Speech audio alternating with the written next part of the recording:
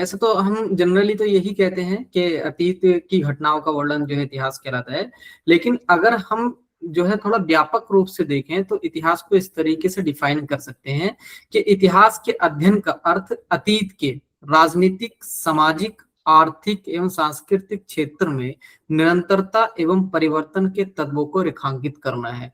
तो इतिहास के अध्ययन का अर्थ ये हो गया। तो इतिहास का क्या अर्थ हो गया कि इतिहास से तात्पर्य है कि अतीत के राजनीतिक, सामाजिक, आर्थिक, सांस्कृतिक क्षेत्र में हुए परिवर्तनों में निरंतरता और हुए परिवर्तन और साथ ही साथ उनमें निरंतरता के तत्वों को हम क्या कहते हैं, इतिहास कहते हैं।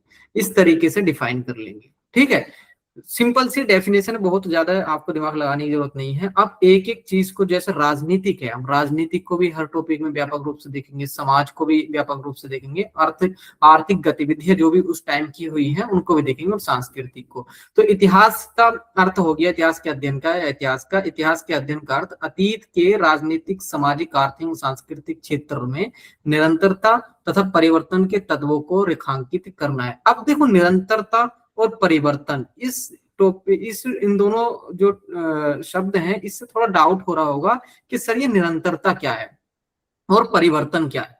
तो निरंतरता में कई सारी चीजें आती हैं कि एक मानदंड जब हमने स्टैब्लिश किया, या कोई भी प्रशासनिक, राजनीतिक कोई भी व्यवस्था जब हमने स्टैब्लिश की, तो उस राजनीतिक, प्रशासनिक या उन मानदंडों में कितना जो है वो निरंतर बना हुआ है, या कितनी, कौन कौन से ऐसे पॉइंट हैं, कौन कौन सी ऐसी विशेषताएं हैं जिसमें परिवर्तन हो रहा है।